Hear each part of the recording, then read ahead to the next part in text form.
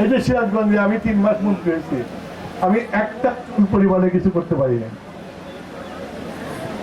আমি স্বীকার করি। পাই না কেন? আমি কোঅপারেশন পাইনি কারো কাছ থেকে। তাহলে এতদিন সিরাজগঞ্জ শহর একটা সুন্দর সুশৃঙ্খল শহর হতো, বাট আপনারা কেউ সভাপতিত্ব করেননি আমাকে। যেটুকু সব এই কথাটা কইছে, তাহলে আমরা সবাই নামিয়ে যাই। এটা তো আমার একার দায়িত্ব না। হ্যাঁ, যেটা হবে, আমার টার্ম শেষ হয়ে গেলে অনেক কথা কইছিল, করে নাই। কিন্তু কেন যে করলাম না, আপনারা কিন্তু সেটা খুঁজবেন না। কি হয়েছে? মিনিস্টার ফ্রিজ কিনে হাম্বা জিতেছে। মিনিস্টার ফ্রিজ কিনুন, হাম্বা জিতুন। আরো আছে আকর্ষণীয় উপহার। আর খালি আমি ডিসি আর এসপি যে করেনি হবে, আপনার জন্য নামতে হবে যে না, আমি ওই ওই ইয়ের ওখানে স্টেশনের চত্বরে আমি ভিড় চাই না। একজন ব্যবসা, সবাই ব্যবসা করবে, সবাই অর্থ কামাই করবে, কিন্তু they will not contribute anything to the society. সমাজে কিচ্ছু করবে না তারা। তাদের বাস তার রাস্তায় ধরে করে ব্যবসা করবে। একটা দোকানদারের দোকান ব্যবসা করতে হলে তাকে দোকান খুলতে হয়, একটা মুদির দোকানদারও দোকান খুলতে হয়।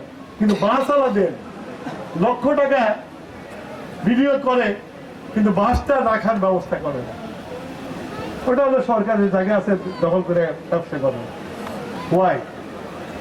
বাস করছো, বাসের মালিক হয়েছো, নিজে গ্যারেজ করো।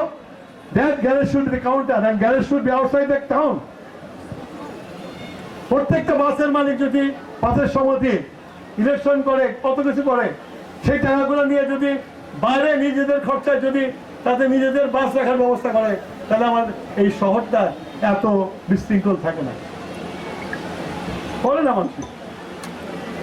তো সমাজকে গড়তে হলে সমাজের অনেকগুলো নর্ম আছে, সেটা মানতে হয়।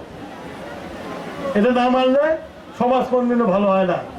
আমি তারেক রহমান সাহেব বলছে, আমি বলছি, সবাই বলছি, যদি আমাদের এখানে যারা প্যারেন্টস আছে, যারা প্যারেন্টস আছে কিনা, এখানে প্যারেন্টসরা আছে, তারাও যদি উৎসাহ না দেখায়, তারাও যদি ছেলেদেরকে বলে যাও স্কুলে মাঠে যাও।